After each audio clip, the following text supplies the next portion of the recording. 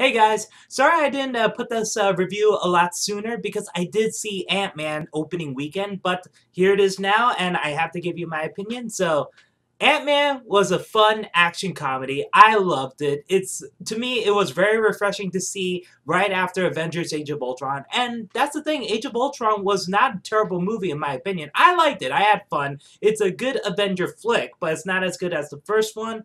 And seeing Ant-Man right after Age of Ultron was very, very refreshing. But there's a negative thing about that, though, because Ant-Man, it is a solo Avenger movie, and I'm happy about that. And they do reference about what happened throughout the Marvel Cinematic Universe, especially in Avengers Age of Ultron, when Hank Pym talks about Avengers and the city falling out of the sky. That happened in Age of Ultron, and I love that.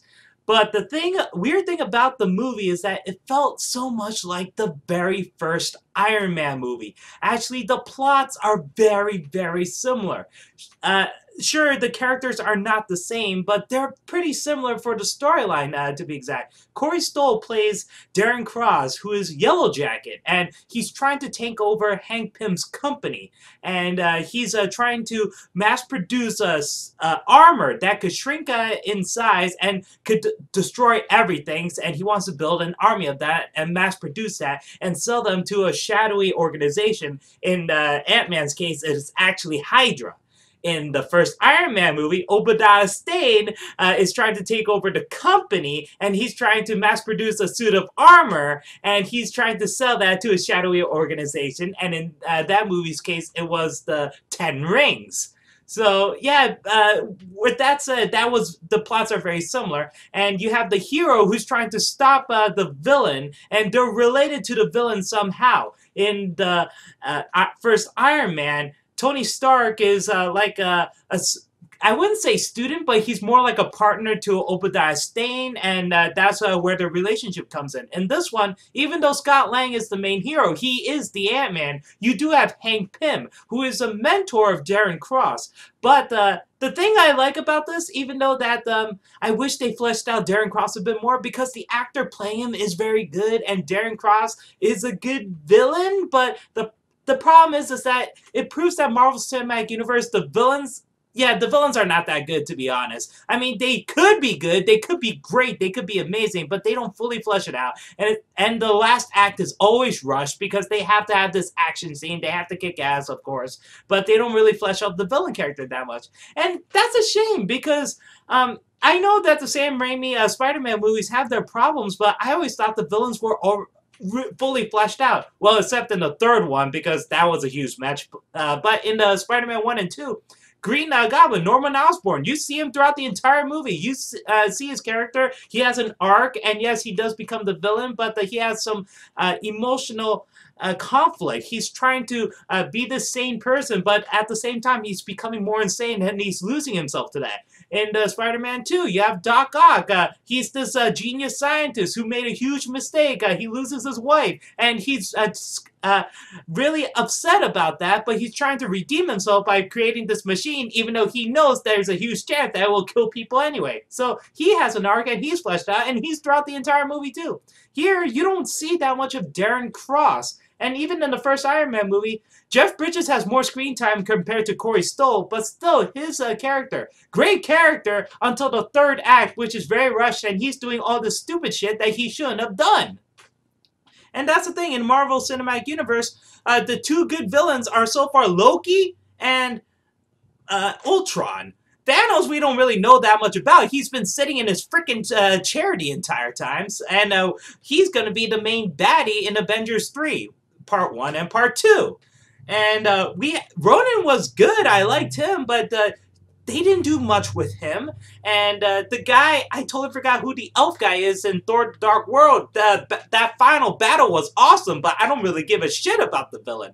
And the Mandarin, played by Ben Kingsley, who turns out to be a fake. I love Ben Kingsley as the Mandarin until that twist. And then it turns out there's the real Mandarin, and I was like, screw it. You ruined my childhood. So that's the thing with the Marvel Cinematic Universe. The villains, for some reason, are not as well written compared to the heroes. And same thing here.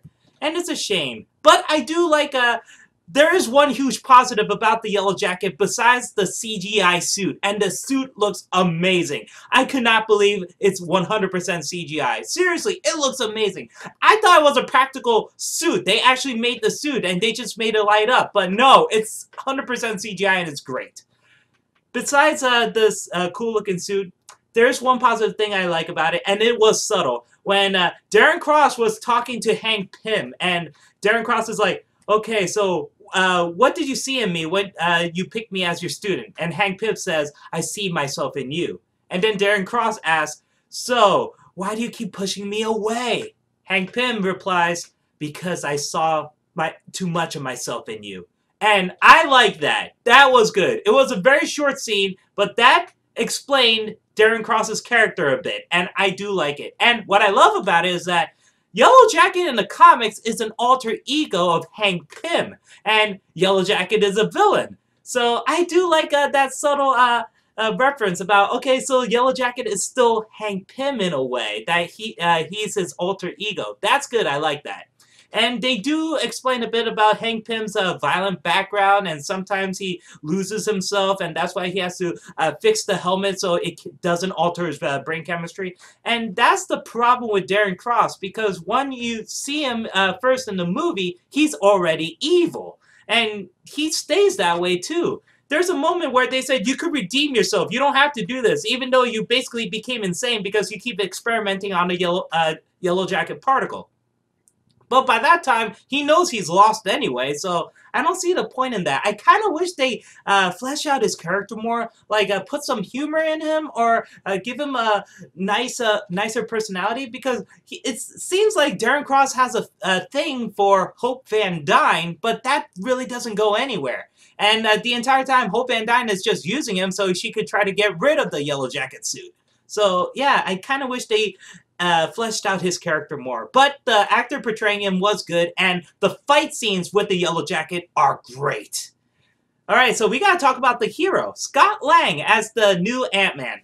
I was a bit worried because when I heard that there's going to be an Ant-Man movie, I'm like, oh boy, Hank Pym and Janet Van Dyne, Ant-Man and the Wasp, awesome. I'm not a big comic book reader, but I at least know these two. And I was hoping for them to put the Wasp in this movie, and they kind of did, but they didn't really. It's a short cameo, and they do reference it in the between the credits ending. But yeah, I kind of wish it was Hank Pym and Janet Van Dyne. But no, Hank Pym is basically just the mentor of Scott Lang. And I do like that, to be honest, because when I heard the casting for Paul Rudd as the Scott Lang as Ant-Man, I was like, okay, that's good. A bit risky, but I like it. I do like Paul Rudd, and I kind of want to see it, this movie. I was a bit worried that it's going to end up like the Green Hornet, the one with Seth Rogen. I know some people like it, some people don't like it. To me, it was like, meh. I think Christoph Waltz was the biggest highlight of the movie, and I honestly didn't give a shit about the movie, but Christoph Waltz was a lot of fun in it. He was so over the top. But Seth Rogen, I do applaud Seth Rogen, though. He lost the weight. He's trying to be fit. He's trying to be this kick-ass hero. It just didn't work out in the end, in my opinion. But Paul Rudd as Scott Lang, he was a good choice, and he pulled it off. He was great. He's basically a straight man in this, and usually in movies, Paul Rudd is a supporting character, and he doesn't really play the straight man. Sometimes he's over the top. Sometimes he's whenever his ex-girlfriend shows up, he gets drunk and wants to show his penis through the camcorder or something like that, from 40-Year-Old Virgin, or like Anchorman when he's trying to put on the Panther and he smells like garbage.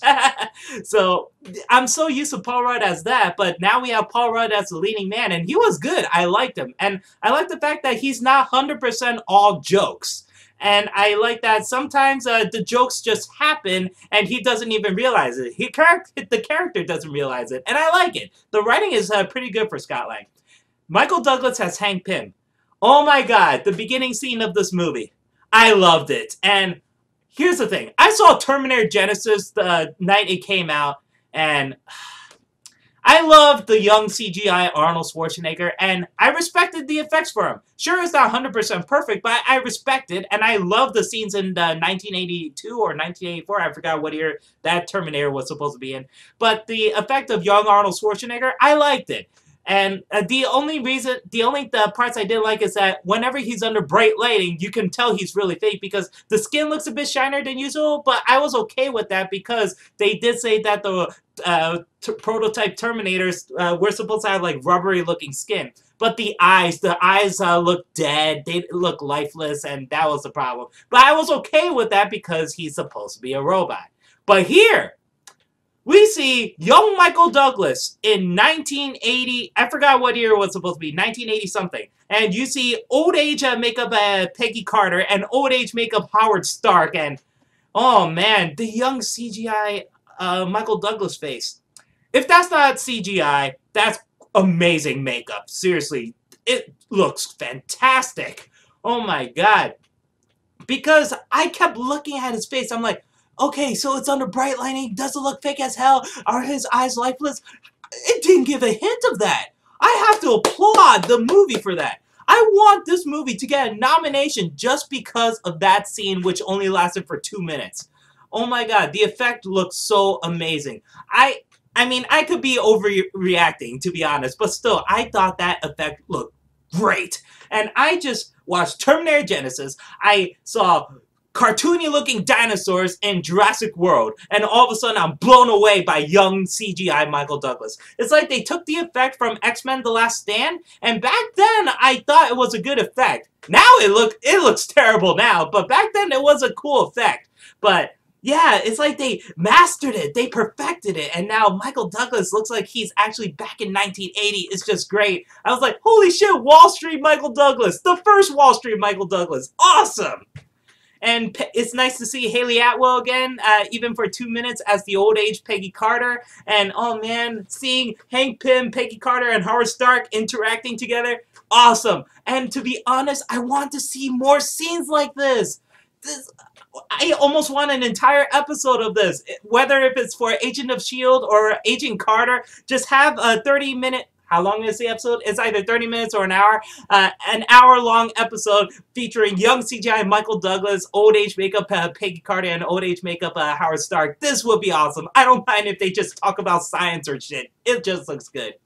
So the beginning scene was awesome, and Michael Douglas punched the dude. I totally forgot who this character is supposed to be, but he's supposed to be a bad guy anyway. And he steals the particle in the end.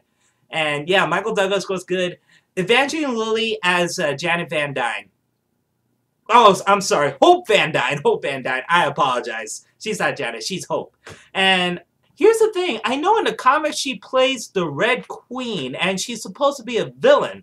But I'm guessing they're changing it in the Marvel Cinematic Universe because this time, I am so glad about the ending credits because I really wanted to see more of the Wasp, and I want to see Evangeline Lilly kick ass. Yes, the ending credit scene was made up for it, to be honest. And Evangeline Lilly was a great choice for Hope Van Dyne, even though, I don't know, the hairstyle makes her look old for some reason, because she looks very young in the Hobbit movies, and that happened a couple years ago, just a couple. And all of a sudden you see Evangeline Lilly in this movie, and you're like, oh my god, she kind of aged a lot. Was she wearing that much makeup in the Hobbit movies, or is it because of the hair? I'm not sure. She just looks so much older. But she did kick ass. I loved a couple of the scenes she had with Paul Rudd while beating his ass and then flipping him, doing all these wrestling moves. She was good. And she does kick ass. She knocked out a couple of security guards, and that was cool. But I wanted to see more of her, and I really wanted to see her in the Wasp suit, and I hope that they're not doing I hope they don't recast her, because I don't want them to do the Terrence Howard thing from the first Iron Man movie, where he just looks at the suit and he's like, next time, I'll wear it next time. And the next time, it turns out that Don Cheadle is donning the suit. Yeah, I'm hoping it's not going to be like that. So, yeah, Evangeline Lilly kick ass, and I am so glad about the Wasp. Oh my god, the Wasp suit in the end. When Michael Douglas revealed it to her, and it showed the Wasp suit, and it looks like it's from the comic book, and I was like, this is awesome, this is awesome! And Michael Douglas is like, yeah, your mother and I decided to make this for you. And she looked at it, and then the camera zooms in on her face, and she's like, it's about damn time. And in the theater, I was like, hell yes it is! we finally got the Wasp. Oh my god, is she going to be in Captain America Civil War? This is going to be awesome. So that's how I feel about the Wasp. I'm happy. And I am so happy about the flashback with the Wasp. Even though I believe it's a CGI effect, or they actually used the young model, I'm not exactly sure. Because it's in the flashback in the 80s, and Michael Douglas explained about how the mother died, Janet Van Dyne. And they're trying to take down this missile that's, I forgot which city it's headed towards. It's most likely Washington, D.C. or something like that. So Hank Pym is trying to make himself smaller than a molecule, but he couldn't because his reactor thing is broken. But Janet isn't, and her suit does look cool. Basically, it's the female version of the Ant-Man suit. Just imagine the Ant-Man suit, except with an hourglass figure and boobs and a butt. That's basically it. And the wings. So, I was like, oh my god, the Wasp! The Wasp! And then she sacrificed herself to save people. I was like, oh no! But by the end, chances are she's not dead because technically she is smaller than a molecule and she's in another dimension where space and time doesn't exist or something like that. So chances are she's still alive or chances are she's already dead. People don't know. And I'm hoping they're able to save her. And I know that Michael Douglas said that he kind of wanted his wife, Catherine Zeta-Jones, to play as the Wasp, and I don't blame him. And here's the thing. I know that a lot of people are like, oh no, why Catherine Zeta-Jones as the Wasp? Terrible pick. And I was like, really? She's a great actress. Have you not seen Chicago? And other movies she's in? The Mask of Zorro? I mean, she kicked ass. She was great. And did anybody not realize how good looking she still is? Seriously, she looks like she still could do Entrapment too.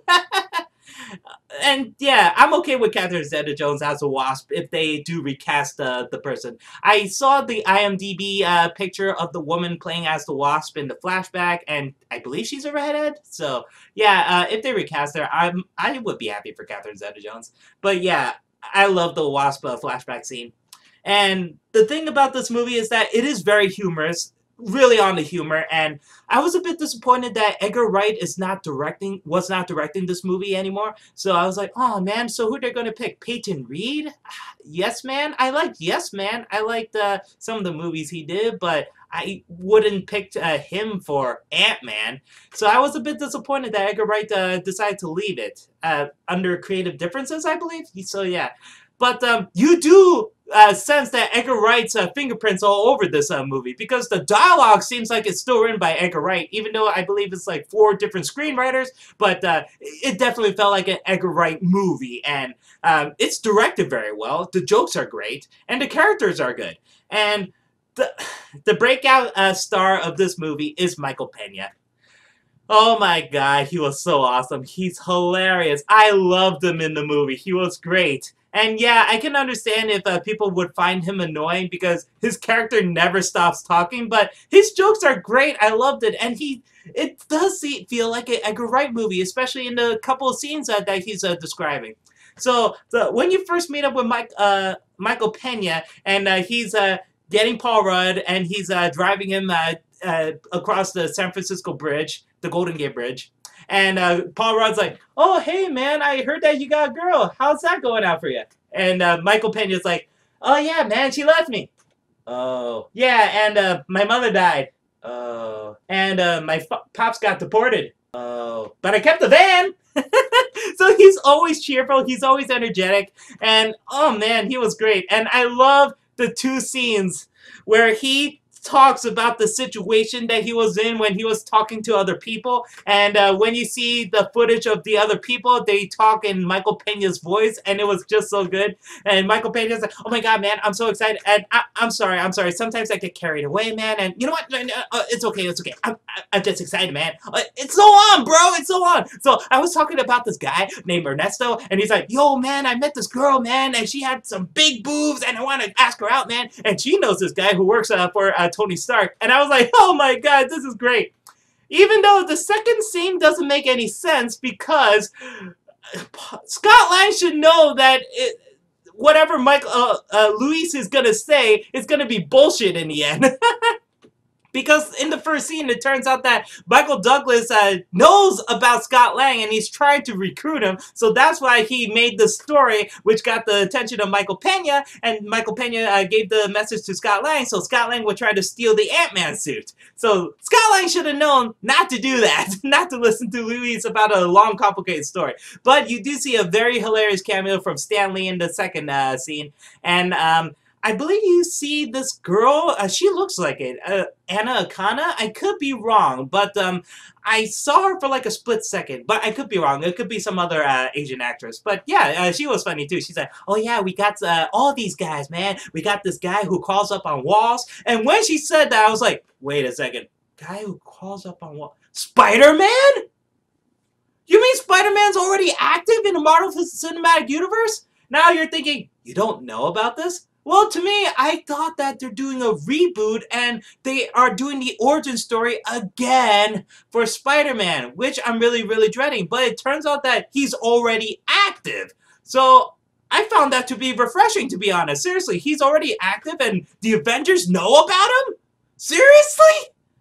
Then where the hell was he the entire time? So that's the thing I always hate about the adding new heroes, and you're like, where the hell have you been if you had this ability? Seriously, we could have used you in the freaking Battle of New York in the first Avengers movie.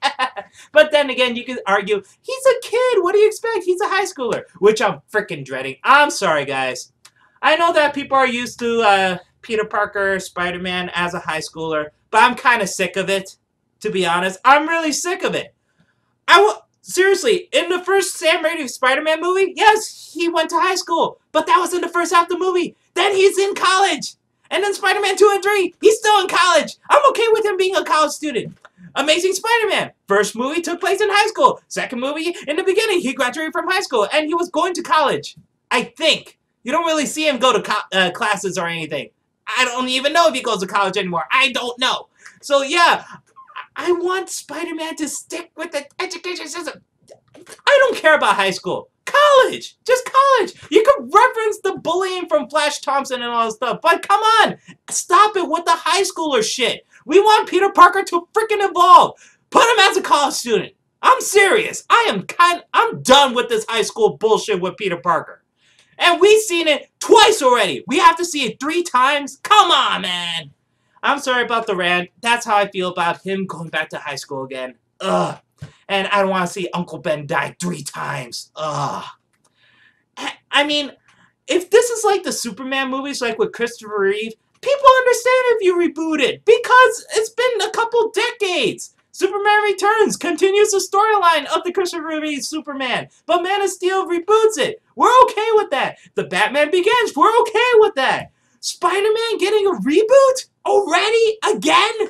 What the hell? It's too short of a time span. It's not like a... whatever. I'm not going to argue that much about it. Let's focus on Ant-Man. So, and the final ending credits. Oh my god, it is so good. Captain America talks with Falcon, and they see Bucky. Bucky's stuck in some kind of vice, some kind of machinery, and Falcon's like, should we get Stark in on this? And Captain America's like, oh no, we don't trust him. We shouldn't trust him. And I was like, oh, that means Civil War is brewing. Oh my god, this is going to be awesome. And then Falcon's like, I know a guy. And I was like, oh, that's what Hank Pym said. And they refer to Scott Lang. Scott Lang is going to be in Captain America Civil War. Awesome! That's how much I love Ant-Man. I really do like it. And, okay, so all the jokes are good. The action scenes are good. Okay, now I gotta really talk about the action scenes. Well, before that, talk about the ants. I do like the fact that this movie makes the ants like actual characters. Even though Jurassic World has some iffy CGI effects, the raptors are actual characters, and I like them as characters. And here, the ants are characters, and I like them, especially with this one that you actually bond with, Anthony, the one with the wings, the one that Scott Lang really likes. And it is tragic when you see Anthony get shot by Darren Cross, and I still don't get that. Darren Cross has super amazing aim that he could shoot an ant out of the sky? Really? I don't buy that, but still, I'm sorry, Anthony. You my homie. So Anthony dies, and you see the wing, and I was like, oh, Anthony, no! We need a new Anthony. So that's the thing. Never name your pets, guys. Otherwise, you'll feel bad when they die. So, yeah, the ants are all characters. They describe the 4 different kinds of ants, and they actually use the ants to perform this heist. And actually, that's what I like about this movie. And that's why this movie is very different from Iron Man, at least. It is a heist movie. All they're trying to do is steal the Yellow Jacket suit. And it's trying to be like this Mission Impossible kind of movie. And they have the crew with T.I., who is funny, this guy seen before, I just don't know the actor's name, and Michael Pena and Scott Lang, these 4 people, they hired them to try to steal the Yellow Jacket suit, and I do like these, even the beginning heist, which was supposed to be a simpler one, when they're trying to break into Hank Pym's house, and I love the jokes about the Titanic. That was funny. You know what happened to the Titanic? Yeah, that iceberg killed everyone, man. It killed DiCaprio. It killed everybody. Well, it didn't kill the old woman. She still threw the jewel into the ocean. I love that. Sure, it's probably a dated reference, but I love that. It's talk about the James Cameron Titanic. It was funny. And yeah, there's this odd joke about Baskin-Robbins always finding out. Wow, it's a 5-minute scene with Baskin-Robbins, and I immediately wanted Baskin-Robbins after that. I wanted to get the freaking Fruit Blast, for crying out loud. So, the action scenes are great, and oh my god, not just the action scenes though. Every time Ant-Man shrinks, they make great use of the environment. Ordinary places, like even the bathroom, in the bottom of the bathtub. It makes everything seem gigantic. I did not see this movie in 3D, so I'm not sure how good my experience would have been with the environments. And it would probably look amazing in 3D. But the thing is that to me, Marvel and 3D don't mix very well. So far, the 3D and Marvel movies, yeah, I have a bad history with them. I mean, Thor in 3D. Asgard looked great. It would look amazing in 3D. And then you get to New Mexico, which is not in 3D. After that, I was like, I'm not watching a 3D movie from Marvel again. You disappointed me with that shit, okay? So I'm not going to see a 3D movie in a while, unless James Cameron is behind it. He's the only one that actually makes 3D work. Or it's, you know, Disney cartoons, Pixar. Anything that's fully CGI works well in 3D, unless they half-ass it. So the environments look amazing, and the scene with the bathtub, that was good. And when he goes down to the other floor where everyone was dancing and stuff, and you see just ordinary footage of people dancing, but you look at their feet and you see little Scott Lang just jumping up and down, trying to survive and stuff. And you see from the point of view of a vacuum cleaner, the point of view of a rat, the point of view of an ant. Yeah, the environment is amazing. There's so much detail in it. And even though I kind of wish this movie is a bit longer so they would explore more of how being tiny affects everything, but still, it just looked great. They use great use of the environments, and that's where the fight scenes come in. To me, the best fight scene in the movie has to be the fight scene against the Falcon. And I love how this scene was set up, man. Seriously. Because Scott Lang has his flying ant buddies, and they're dropping off of an airplane, and they're going to try to go into Tony Stark private property to steal this equipment that Hank Pym needs to get the Yellow Jacket. But it turns out that Hank Pym has some outdated information, and Scott Lang's like, holy shit! Hank Pym, you son of a bitch! That was great. And then Scott Lang's like, you know what? I could probably sneak into this. I'm Ant-Man anyway. And Falcon comes in, and you're like, holy shit, is Falcon gonna fight Ant-Man? And Scott Lang's like, don't worry, he can't see me, I'm tiny. And Falcon's like, I can see you. And then the fight goes on, and you see tiny Ant-Man. It's basically like Shadow of the Colossus, seriously, because you see Scott Lang just jumping all over the Falcon, and he's trying to find the weak points. And it turns out the weak point is this glowing thing in the back of the armor, which holds up the glider. So you see Scott Lang's like, I'm sorry for this, you are a very nice guy, I'm sorry, I'm gonna have to do this to you. So he destroys the circuits and stuff, and that fight scene was awesome. It was great. I loved it. And even though the Falcon got his ass kicked, I still love the Falcon in this. He was great. But the Yellow Jacket fight scenes were freaking awesome. Especially this one in the freaking briefcase. Oh man. When Darren Cross puts on the Yellow Jacket suit, and then he's fighting Ant-Man, and they happen to be inside of Darren Cross's briefcase, and they were fighting each other. And you could tell that this has some Edgar Wright fingerprints all over it, because Darren Cross accidentally activates Siri from his phone, and Siri's listening to him, and he's like, "I'm gonna annihilate you!" And I don't know which song popped up, but it was playing the song about annihilation, and that's when Ant-Man and Yellow Jacket are fighting each other in the briefcase, which fell off the helicopter, which was falling in midair, and finally lands in the pool. That was a great fight scene. And the fight scene in the playroom, Scott Lang's daughter's playroom, oh my god, it was so good. Thomas the Tank Engine, they used him well. It was super effective. And Scott Lang has this ability to throw grenades that could shrink objects or make them bigger. So he threw two big ones that made a tiny ant as big as a 4-foot dog. And I love that scene too. When the ant came out of the house and the police officer was trying to chase down Scott, and he looks at the ant, he's like, "Oh my god! That's an ugly ass dog." That was great.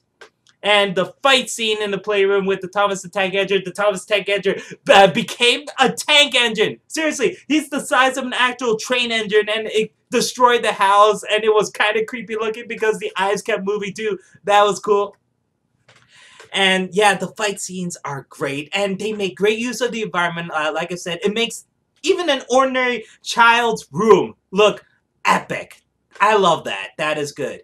And even though I kind of wish that Edgar Wright directed the action scenes a bit more, because after watching The World's End, the fight scene, especially the one in the bathroom bar, that was great. That was really, really good. So I'm kind of hoping for that. But the fight scenes are still good anyway. And, oh man, what happened to the Yellow Jacket was really tragic, because he honestly did not deserve that. Because Scott Lang had no choice but to become smaller than the molecule, so he destroyed the Yellow Jacket's source of power, and that made the Yellow Jacket shrink, but not all at the same time. And oh man, if this was a rated R movie, this would be bloody as hell, because at first you see the Yellow Jacket starting to shrink, but parts of his body is starting to shrink. So you see like his fingers, and then his hand is like, ah! Ah! And then he shrinks into nothingness, and I was like, oh my god, that is horrible. That's a horrible way to die, man. Oh, I feel bad for you, bro. So, yep, that's the end of the Yellow Jacket, and like I said, his character's barely in the movie, and every time they show him, he's just being evil, and I wish that they did more with his character, but I did feel sad for his character's death, because he honestly did not deserve that kind of death.